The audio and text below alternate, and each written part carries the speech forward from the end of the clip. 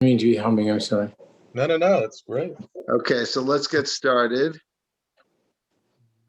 Okay. So we're on page 111. We'll start one paragraph from the top. Okay.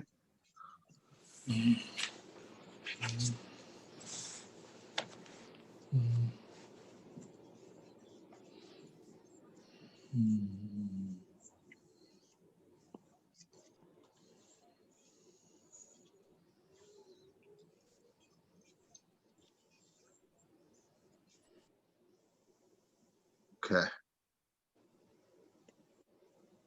Ready to roll? Yep. Okay. He said to him, Amarle, imilo chadato yadis da ana artiraba. do you know something new of which I am naked?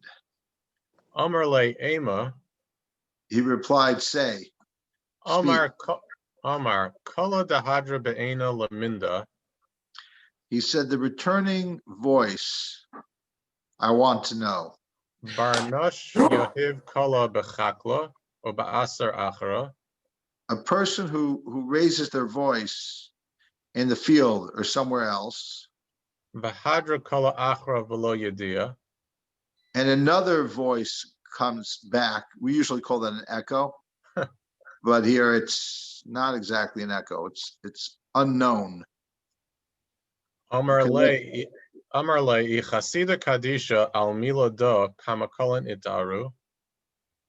He replied, O holy pious one, concerning this matter, many voices have been awakened, The kama dikdukin havakame Rav Mesivta.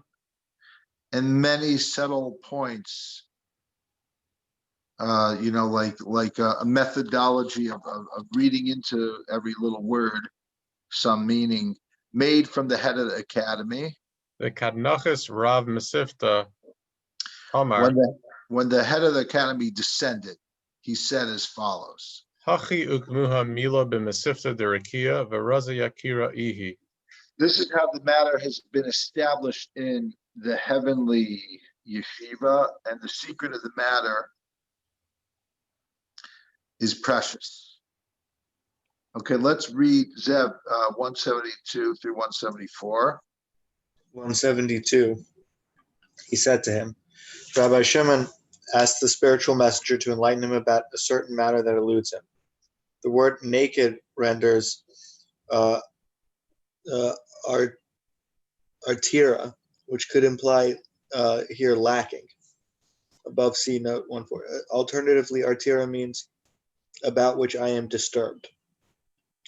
Okay, so if you remember, just I guess we do have to back up for a moment to understand the context. We actually started the whole Rav Mesivta with a little bit of a discussion about the generation of the desert, the Dardea, and part of the point of the Rav Mesivta, specifically in the beginning, is to kind of re-glorify them from other rabbinic kind of put downs and saying that they have no portion of the world to come, which the Rav Mesivta does not agree with. So in that kind of vein, he says praise of that generation, the generation of Moses in the desert, and that they will be revived in the world to come. And then he says, so that's where we begin today's session. How do you know something new of which I am naked? Meaning, it's an expression like I've never, I don't know. I'm totally unfamiliar with this. This is totally new. So it could be the way of the Zohar saying, this is truly a chidush. This is the Torah of the Zohar. You're not going to find this in the Talmud.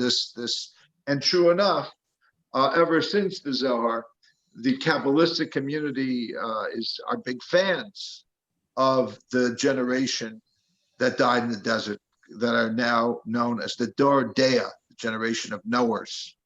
Doesn't simply mean knowledge, but it means da'at, it means awareness of divinity. Okay, so now he's going to go. He jumps right in. I guess eventually we'll see more how this connects to that. This idea of this kind of heavenly, or not necessarily heavenly, but spiritual reverberation of sound. But it's really not just simply an echo; it's something else. And we're going to be learning about that. So go ahead with the next note. 173, the returning voice, an echo which seems mysterious. And 174, when the head of the academy descended from the heavenly academy. On this academy, see previous notes. Okay, let's continue. Ben, Ochazeh, Tlas kolon inun delo isavidu la'olmin. There are three voices that are never lost. Bar kolon de araisa utzlosa, de ilain salkin la'ela. Besides for Torah and prayer, for when you study Torah and you pray, the voice ascends on high Ubakan rikian. and splits the heavens. Now, truth be told, there's some caveats there where I believe it's a Zohar. I don't remember one of the strata of the stratum of the kind of Zohar text. It might be Tikkun Zohar or something where it says, well, when you pray with kavanah, then it ascends. But if you don't have kavanah, the prayer just, kind of stays here in this world. Okay, so let's assume you do pray, you do have kavanah. And by the way, it also says when you do finally pray with kavanah, it also elevates retroactively all of the earlier, the earlier prayers that didn't ascend yet. Okay, just an aside, not that we need to know that for now. Because here he's really just saying, in addition to that, we have these other cries that just don't go away. Not necessarily because they're so mystical, but they're very powerful and sad, despair. Okay. Aval kolon acharonen inun delo salkin velo isavidu. But there are other voices that do not ascend, yet are not lost. In other words, what we're talking about is they're not so spiritual. I said they're not ascending, but they don't just dissipate and get lost. Now, there's a theory in the Zohar, I don't exactly know what it means, is that when a voice ends, it somehow gets absorbed into the ground or to the cracks in the ground. But not these voices. These voices have some quality that they just keep going. The air just carries them around everywhere, here and there and everywhere.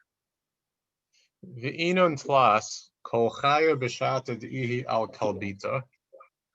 So these are three. The first one is the voice of a woman in labor when she's giving birth, or the birth stool.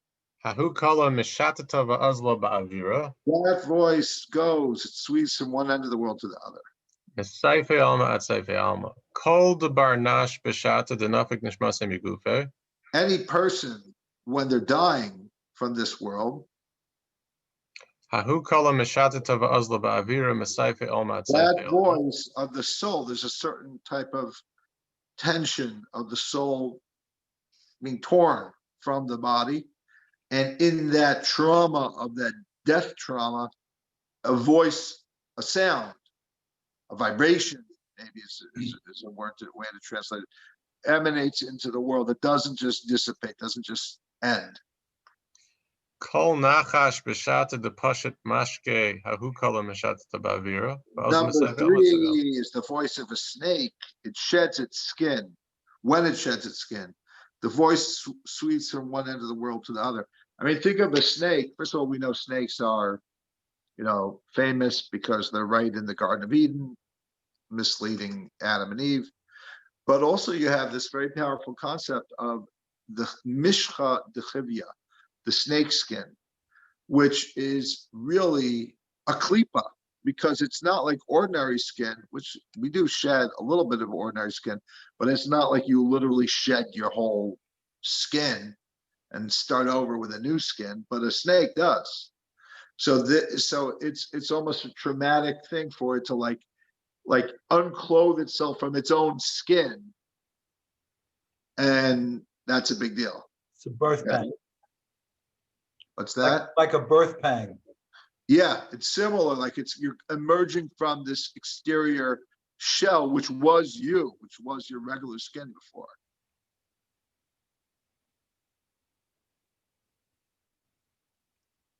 I mean, they're all modes of passing from one level of being into another, like being a unborn child, a fetus in the womb, into being born, or being alive and then being dead, and at the same time coming out into the other side, the afterlife, the Gan Eden or Gehenna, whatever it is that awaits the person. Okay. The voice of the snake, we did that. So let's continue on to 112. Or actually, no, let's read note 174, please, Sev. 175. 175. These are three voices. This list of three derives from a longer list in Pirkei de Rebbe Eliezer. The voices of six go from one end of the earth to the other, and their voices are not heard. When the wood of a tree that yields fruit is cut down, its cry goes forth from one end of the world to the other, voice is not heard. When the snake sheds its skin, when a woman is divorced from her husband, when a woman joins with her husband in the first act of intercourse, when the infant comes forth from its mother's womb, when the soul departs from the body. Here in the Zohar, the cry of the infant being born is replaced by the cry of its mother in labor. On voices or words splitting heaven, see other place in the Zohar, including Idra Zutza. The birth stool renders the Zoharic neologism Kalbita, which may derive from the rare rabbinic term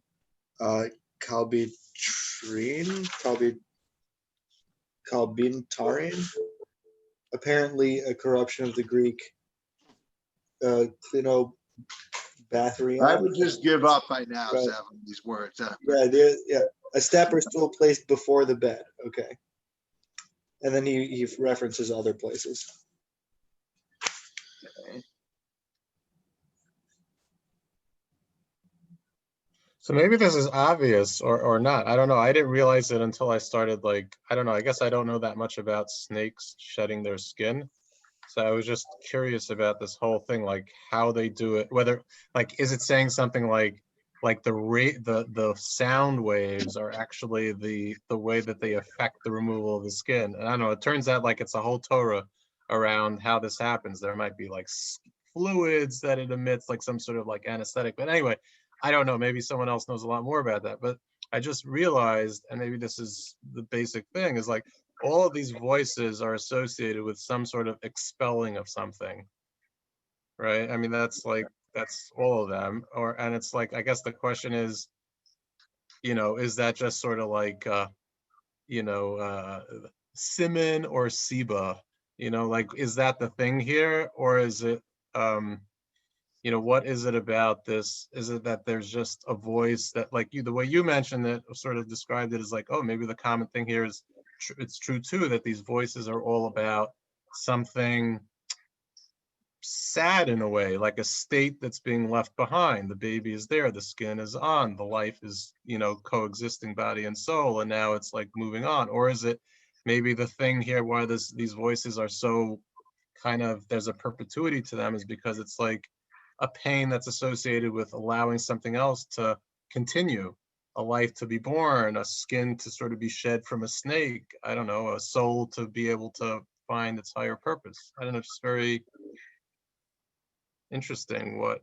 Yeah, I mean, in growth there is pain. In birth there is pain, whether it's for the mother or the newborn, or the snake, respectively, of its snakiness.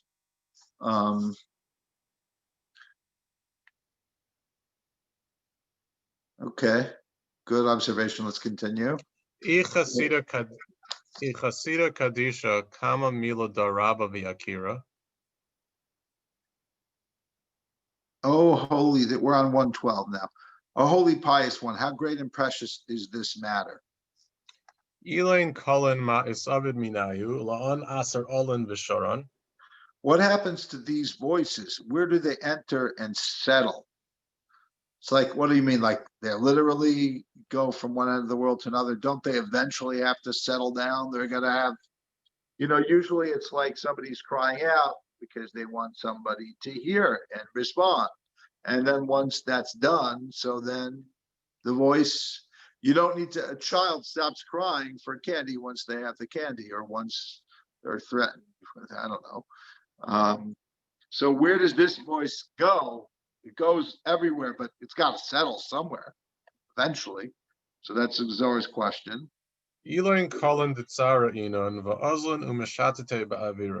These voices are of pain, and they go flying through the air from one end of the world to the other. They enter into cracks and crevices, holes in the earth, and are hidden away there. Now, it's almost as if they're like alive. They're there, but they're still like, you can wake them up again. Again, this is not a real physical thing. The metaphor is the sound, the cry, but the actual thing is an energy that's now concealed in the cracks of the rocks. And when a person raises his voice, they are aroused by that sound. So a person in talking there or crying there awakens those sounds. The voice of a snake is not aroused by a person's voice. How is it aroused? By striking. When a person strikes a hit, a blow, the hidden voice of the snake is aroused. And no other one. For some reason, look, the snake has got a certain snaky viciousness to it. So the very thing that you would think would protect you, which is the counter assertiveness, using a stick to threaten, that would, like, I would logically think that would get the snake to keep quiet. But we're not even talking about the snake here. We're talking about the sound, the cry of the snake that shed its skin, that's now entered into this crevice.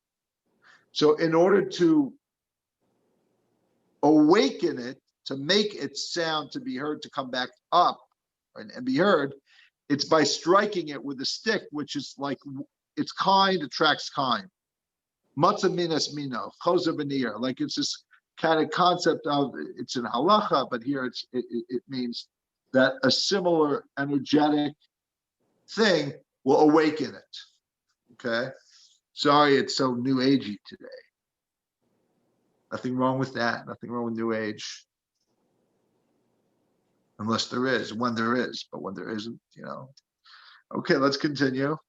Kala itar basar kala, zina basar zina. So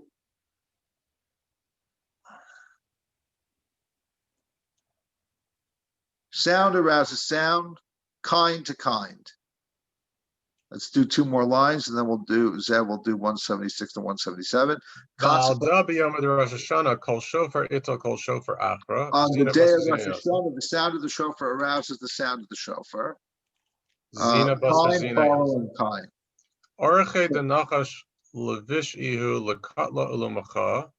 Okay, before we continue, let's have Zev read notes 176 and 77.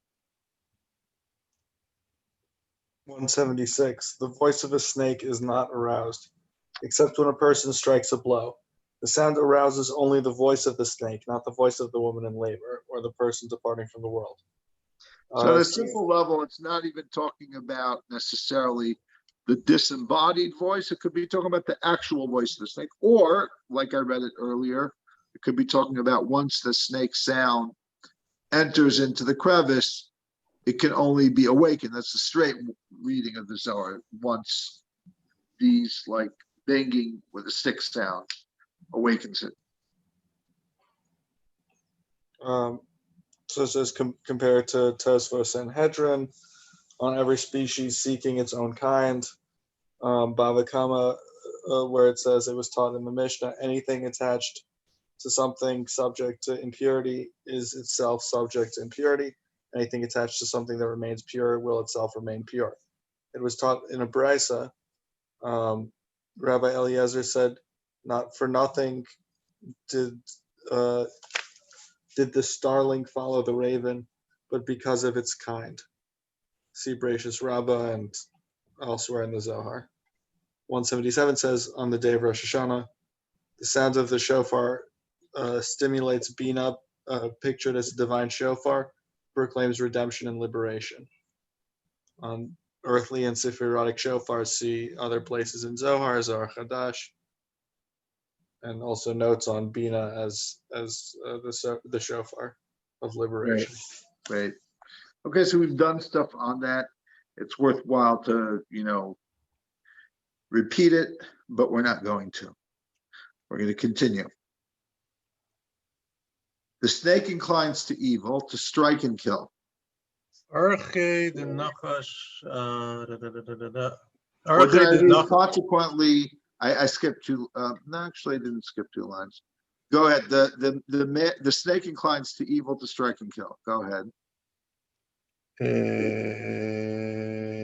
I'm not sure that this is Arche de Nachash Levish Ihu Lekalo Lomocha Bahu Kala Mamash Lo Itar Kala Dai Nachash Ela Basar Zine. Okay. The stakes. Oh, I'll just read up, and are you further along, or is it different text? No, I think we're good. So we're good within a line of each other. The snake inclines to evil, to strike and kill. The voice of the snake is aroused only by its own kind. Yeah, we're in the same place. Okay, we're good. Yeah. Vida ihu kad barnosh mache b'chutra ba'ara. And it is when a person strikes the ground with a stick, V'karele lazine, calling its kind. Kedain itar hahu kala denachash la sava lazine. Then the voice of the snake is aroused to respond to its kind, and this mystery is concealed.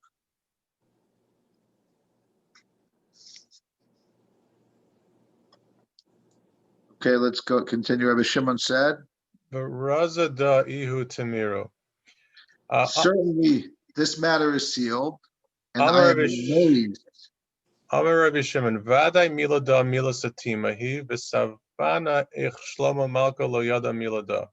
And I'm amazed how King Solomon didn't know this. So we'll find out in the note what it was that King Solomon didn't know.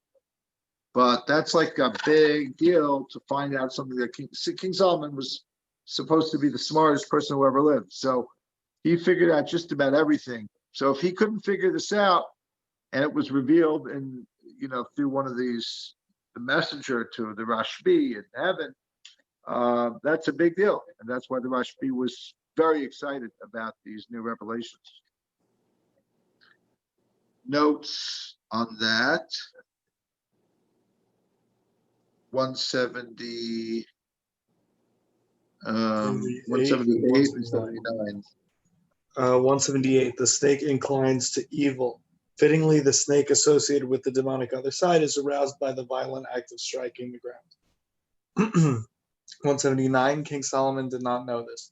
Rabbi Shimon is alluding to Proverbs 30:19, which says, 3 things are too wondrous for me, and 4 I cannot know.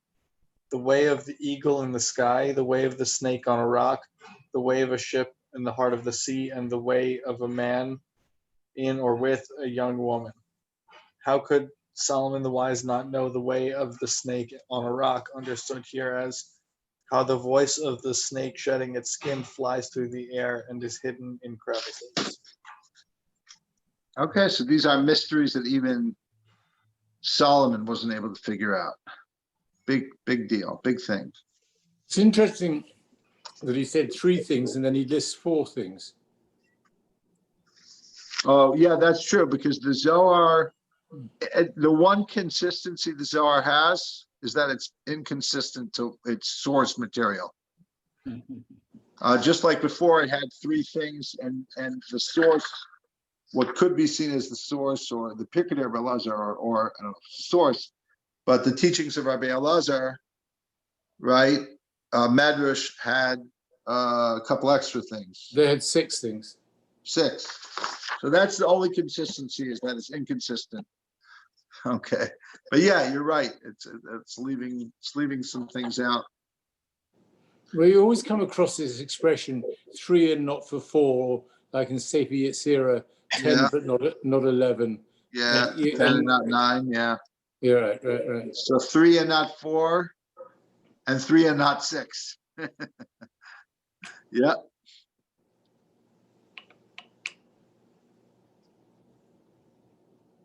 Yeah, there's got to be some significance in it. I don't know what it is.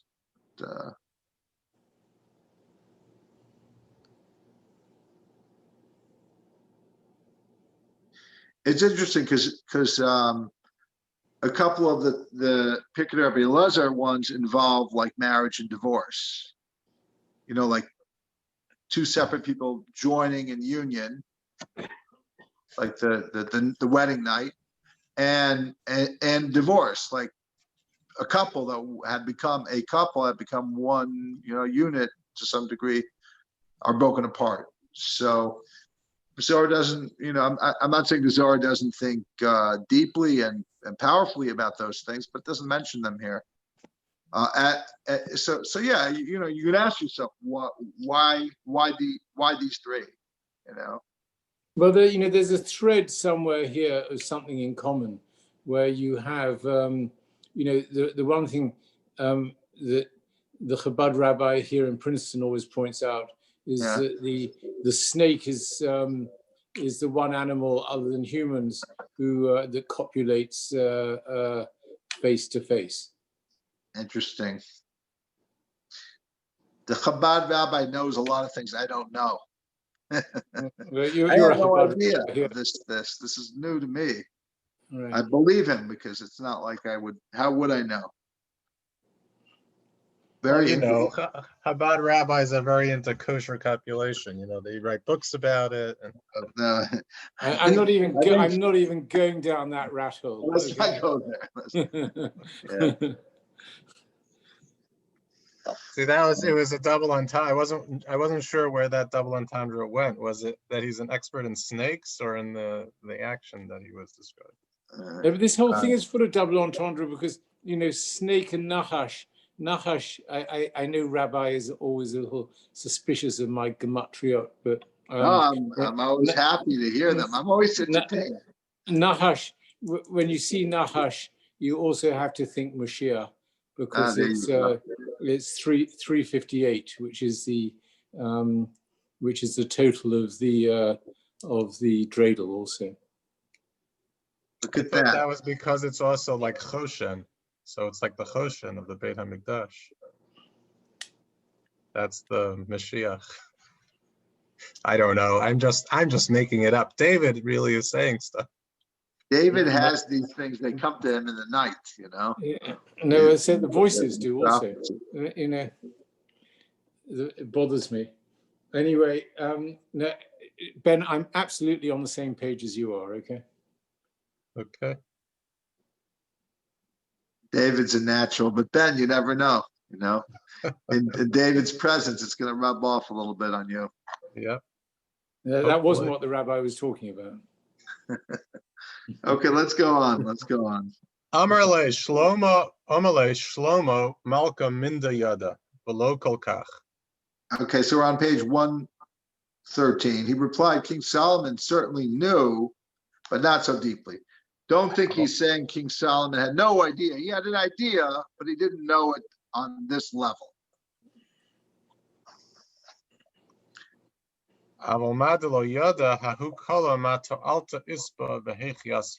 What he didn't know was, in that voice, right, the snake's voice, its effectiveness and how it settles. That was still a mystery to him. Continue. Rav Mesivta Hachi Amar. The head of the academy said as follows. Dikduka da lo yada Shlomo Malka. This subtle point that King Solomon did not know. For look, that voice is a compound. It's composed of spirit and soul. Keep going. V'haval garme mitzvona de bisra u'mishatata ba'avira. Breath of bones. Okay, well, breath usually and bones are not connected, but here they are. So it's an energetic part of the bone, not the actual bone. It's like, you'd say the form of the bone, the air of the bone, and the pain of flesh, which is a reference to the curse of Adam and Eve. Eve's, the pain of the flesh of giving birth, but it could also be referencing the cries of aliveness, the Zerbrochenkeit of survival, just the physical pain that our bodies sometimes experience and then carry around even after the actual trauma is in the rearview mirror. So into the next world, perhaps even, like the neshama's heckle that it's carrying around with it. It made of these 4 levels. Okay. Kol chad misparash dam in the. And it sweeps through the air. Each one separates from the other. So they each have their own identity to some degree. They come out and then they separate.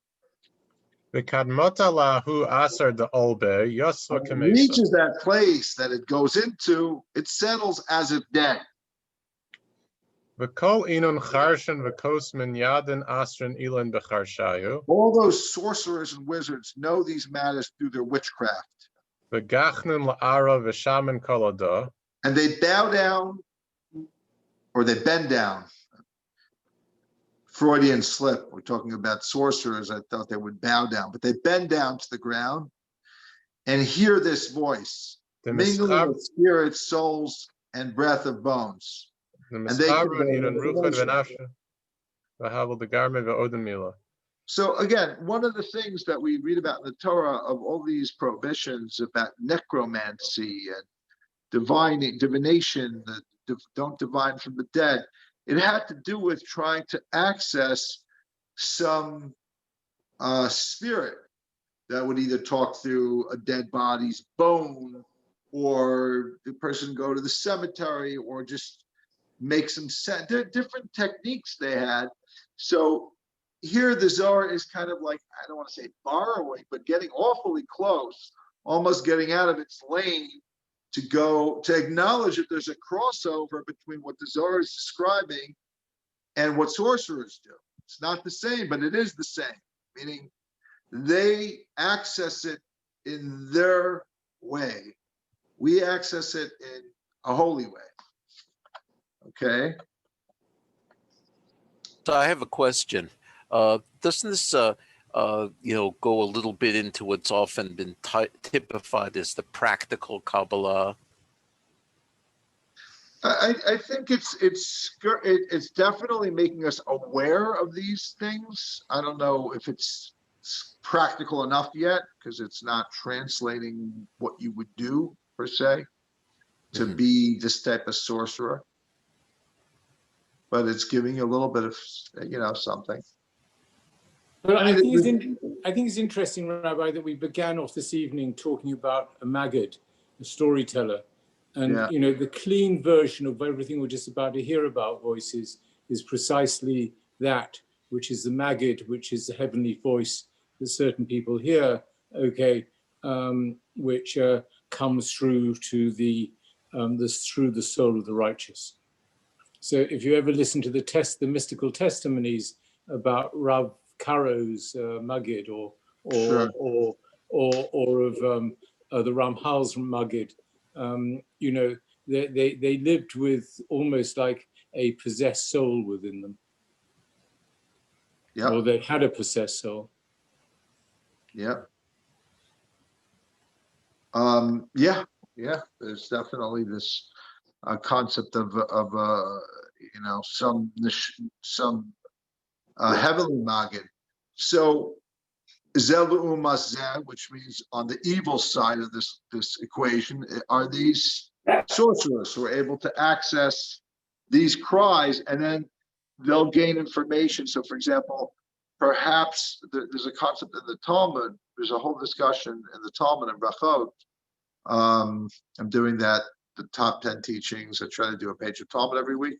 So one of the conversations that takes up quite a bit of time in the Talmud is, do the dead people know what's happening in this world? And there's arguments back and forth. And some of the proofs are, yeah, because this person did know something, this like spirit knew things. And one of the responses is, yeah, they do know things as long as like new people are arriving, that they hear, like when a dead person comes into a new dead spirit enters into their world, that person conveys information and then they'll know it.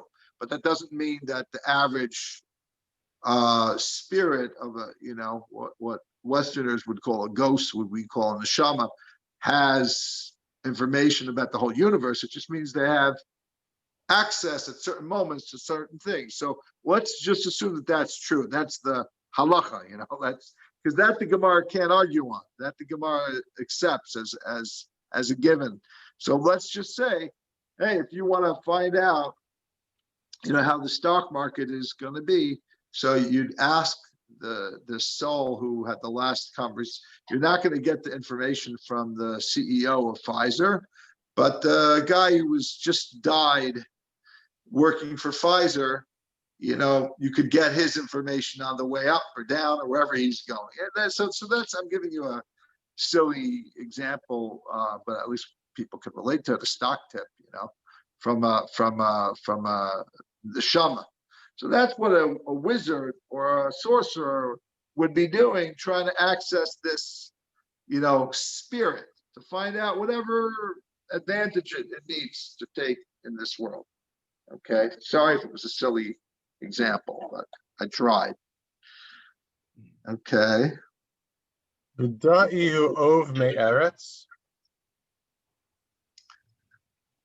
This is the ghost from the ground, which is a verse in Isaiah 29:4.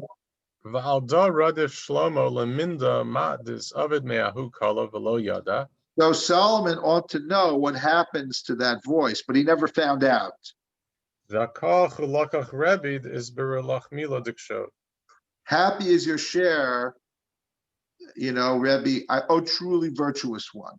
You've found these words of truth. Let's have Zev read note 180, please. 180. That voice is composed of spirit.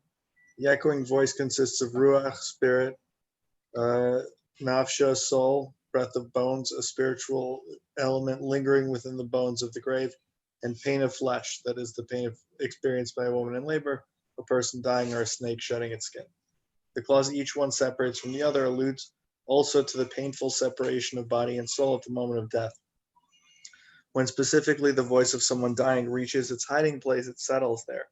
Sorcerers know how to contact that voice, and they, namely the voice's components, convey the information to those sorcerers, providing them with whatever they seek to know about the dead. On this passage, so it says compared to the book of Samuel. On this passage, see. Yeah, that's when, I'm assuming that's when they brought up, when Saul brought up Samuel from the dead. He had the witch of Endor. Yeah. So we have this like weird relationship with witchcraft, where it's like, yeah, it's alongside our beliefs. And Shmuel gets very upset about it, right? He's of course, yeah. Who would be happy to be woken up like that? Yeah, but it's actually a very positive story, because he basically says, okay, you're going to die tomorrow, but he ends with the word "imi," which is that he says you'll be with me, and it's a very he's basically saying that you're going to die, but you're heading to a very, very high place. Good news and bad news. Yeah. Right. Yeah. I mean, I listened to this very interesting lecture from this professor at UCLA, who her specialty is magic, and I totally forgot her name, but she's very good. But the point is that like magic and religion and science always have this like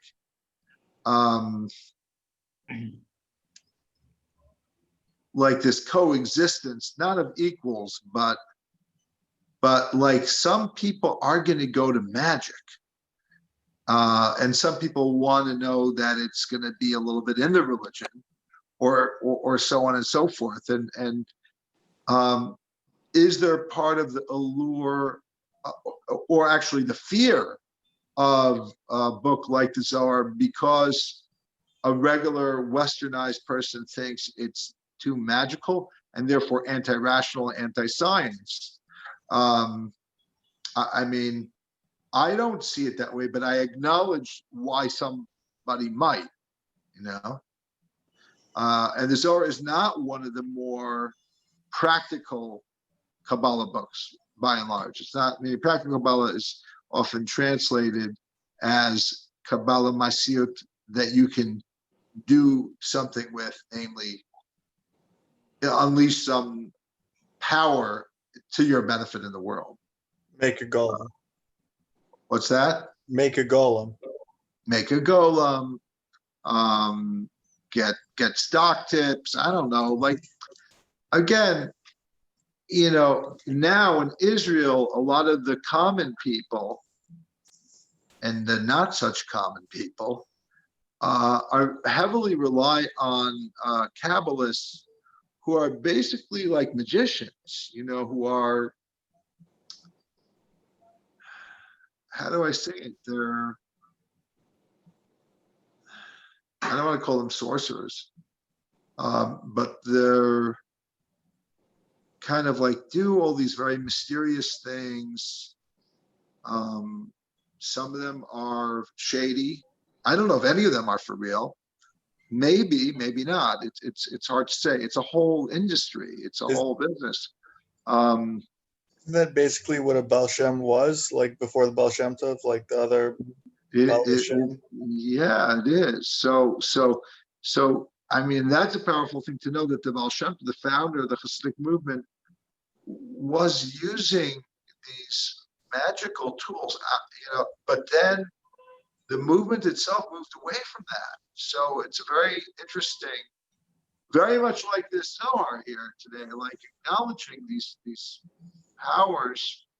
But look, there's some very similar stories in the non-Hasidic world, even in like Brisk, of almost like magic based on faith in God. So, we don't call it magic, we call it emunah and a nace, a miracle, because we don't think it's a formula, we think it's divine. But sometimes some of the stuff gets so murky, like when you have these Kabbalists who,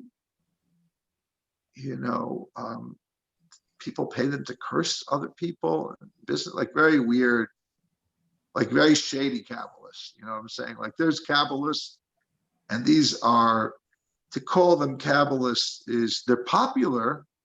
I don't know that I would call them Kabbalists. They're more like magicians that take a lot of people's money. It's hard to know. Some of them are for real and some of them are not. It's hard to know once there's that much money involved and that much, power involved. It's hard to know which ones are more for real or not. And like I said, it's whatever platform, it's always hard to know whether a platform like in technology innovation is like purely like a good platform when it's connected to a payment system, like Stripe and Square and PayPal and Zelle. And then it becomes confusing. Is it a payment platform or is it actually like a platform, like a product, a service? And so I think that's what happens with some of in the religious space. It's like they've fused the two. And if you would have a pure form platform, then it might be easier to know what it is. It is a power, and money, blinds the eye. So it's hard to say. I mean, I could see how somebody, even a good person, could become wrapped up in giving kind of magical advice because of the money they get out of it. It's a hard one to say. But even if there wasn't money, like I think it was wasn't Rabbi Keturah, it wasn't about him getting, like he didn't have like 16 Mercedes Benz in the driveway, but it clearly was that he people believed that he affected the future, or that people at least had to go to him to get his blessing, because if they didn't, then and here's the thing. succeed I believe in theory in that. I believe in that stuff. I just don't know when it's real and when it's just, not. It's hard to know. So, do you know, there's so much, Rabbi, there's so much of this around. A friend of ours who passed away 2 years ago, who you knew, yes. He basically acted like a local, what I would say, white magician, okay, in this area, and people get involved in New Jersey or New York? This is in New what Jersey. area is this? And this is in New Jersey, and there's so much of this sort of people get involved in all this black arts and whatever. He's telling me about this group of women who got together and they did all these sort of strange incantations and whatever. And then they started getting really worried as groups of black cats started showing up at their doors and everything. And they came to him in order to get kind of release from what the mess that they'd put themselves into. But this was just bored. This was an example of bored suburban women. But there's just so much of this craziness that's out there, right? And there's an aspect of it that there's an industry on the other side which provides the purification as well. This is what happens when you don't have Soul Cycle in New Jersey. Like I tried to bring them in, Ben, also, and but it was but that was, I just gave you a tiny little hint of a story of what goes on out there. It's kind of craziness. Yeah, there's a lot of stuff going on. It's wild. Yeah. And this goes back also to the Ari, who apparently could read people's heads. Yeah, things like that. So yeah, so like the Ari I trust, the Ari I would go to in a minute. That's the question,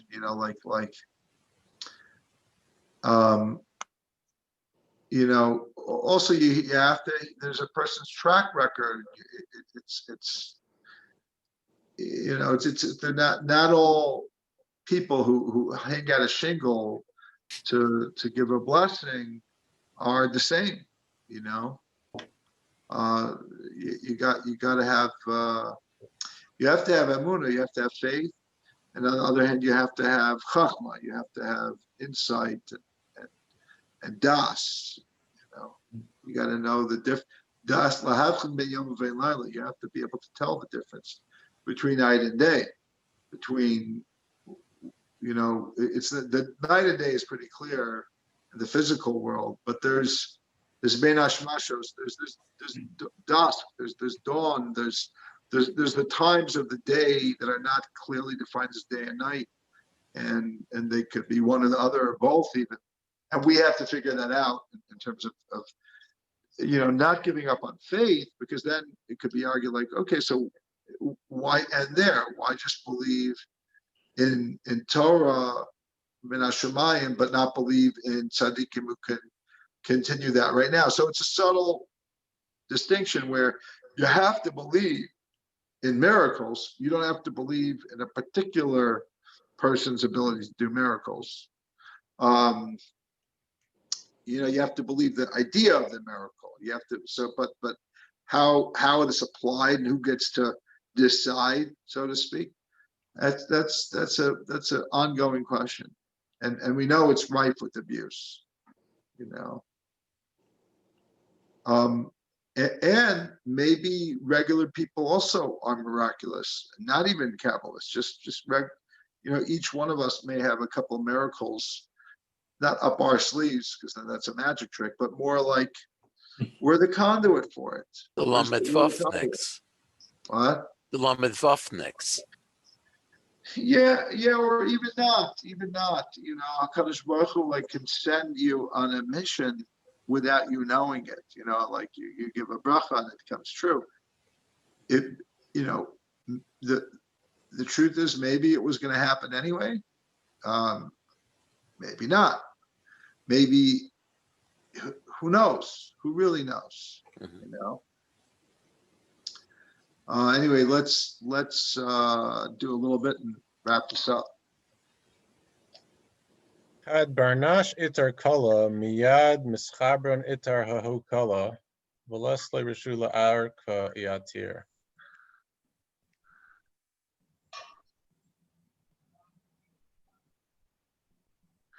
When a person arouses a voice, they immediately mingle, and that returning voice is aroused. Ela ke'ein hahu kala de itar barnash below yatir. And it is not empowered to extend any longer, only as much as the voice aroused by the person, no more. V'arich barnash kale ihu lo arich kol kach bahadei. If the person prolongs his voice, the echo does not extend as far with him, El lasofa de kala. but rather is aroused towards the end of his voice. Begin de lo yachil la arka. Since it can't be prolonged. My timer begin Why? the What's the reason? begin the kadnafka bekadmisa is arach misaife olmat saife alma. Because when the voice first issued, it extended from one end of the world to the other.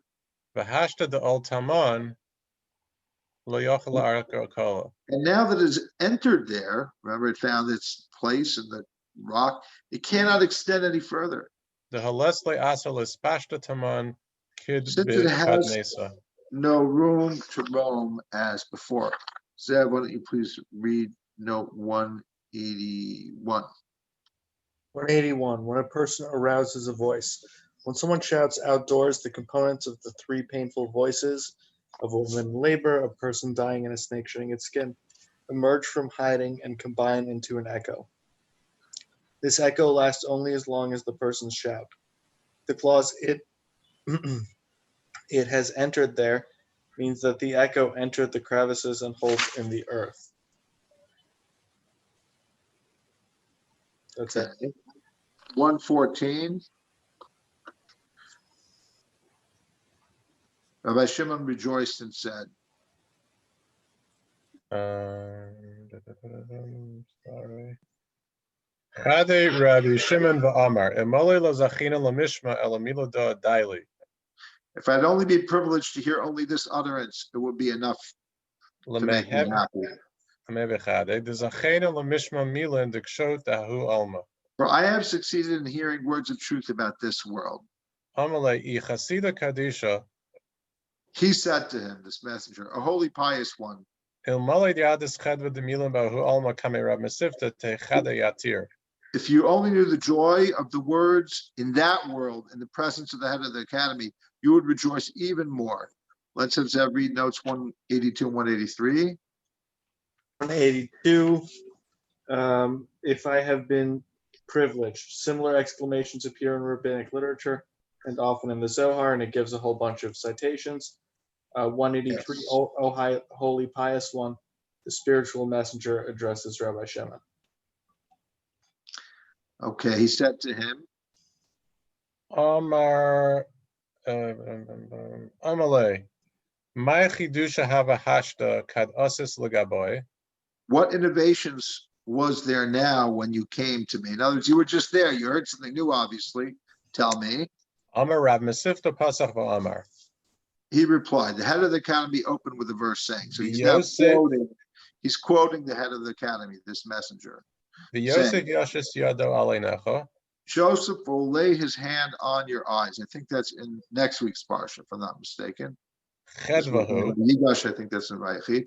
Why is, which is an expression, actually, it might be in this week's parsha, which is an expression that the Zohar is understanding it as when somebody dies, you close that person's eyes. So meaning Joseph will be there when you die.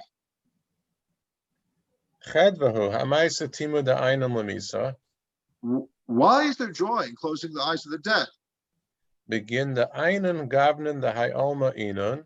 Because the eyes are colors of this world, V'chezu de yukna the hayalma bahu. a vision and image of this world.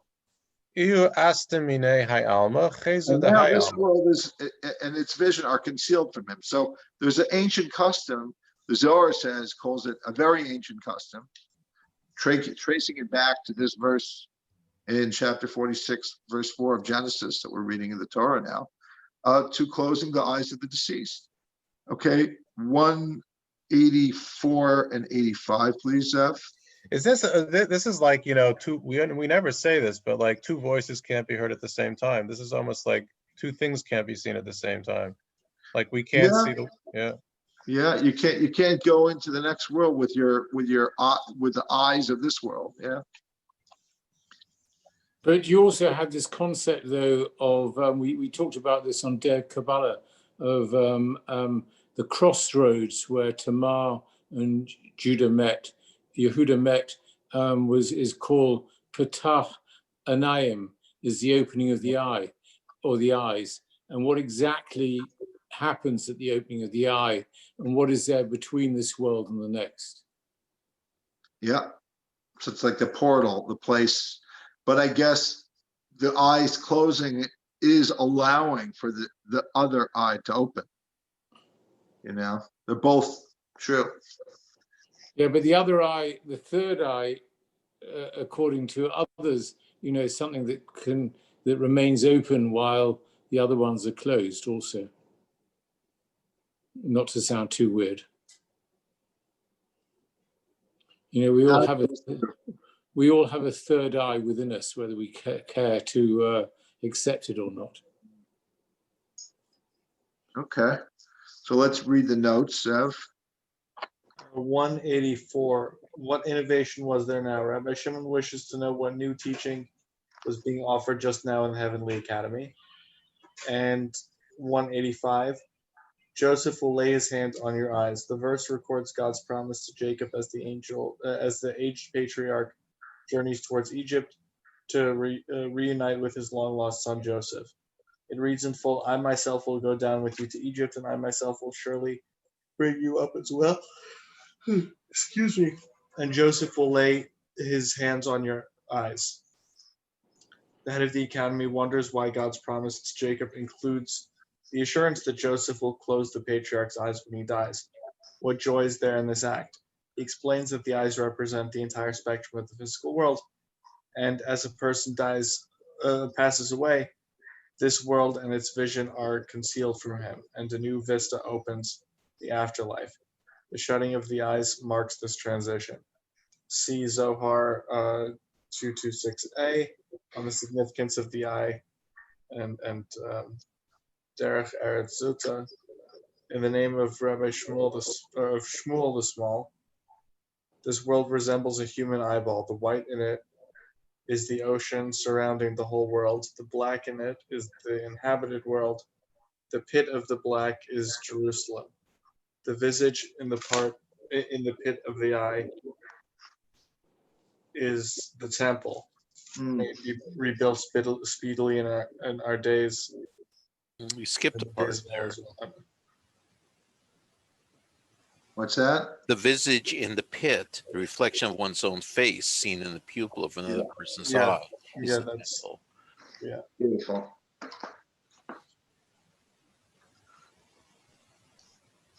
Okay, let's just finish this page. Astimu einai. Begin the einen gaven the hayama in the chezu dikne the hayama. You astamine hayama chezu the hayama. Astimu einai kol chezu the hayama ha ischashach binei. Rabbi Shimon said, keep reading. You're a little behind me. No, I just read this. Astimu einai kol chezu dahayalma ha ischashach minei. Yeah, keep reading. Checheshchen minei chezu de einai lesle chezu bahayalma mitaman alahala. Oh, you're up there, Shimon. I'm Rabbi Shimon. Yos tikuna de kadmoi v'chachmisa delahon yatim malochin kadishan. Rabbi Shimon said, fine is the regulation of the ancient ones. Their wisdom surpasses that of the holy angels. So first he's been comparing this new knowledge to superior to what King Solomon was able to understand. And now he's comparing it to above what angels can understand. Omer le He said to him, Yosef amay yashas yado mikol benoi. why of all sons would Joseph lay his hand? I mean, he's one of 12. 13, if you say, because of the good tidings about him, then the verse should read, you will see Joseph alive. Meaning, is it because the simple meaning is Joseph will be there, like go down. God is promising. It's in this parsha, I'm pretty sure. God is telling, Jacob, go down to Egypt. You'll see your son. It's an expression. He'll put his hands on your eyes, meaning he'll touch you. You'll see him with your own eyes, right? So, okay, that could be one explanation. But if it doesn't mean that, because the Zohar says it doesn't really mean that, it really is an expression about death. So why is it about Joseph? Go on. Amar le yashas yado begin the rechimu delay hava.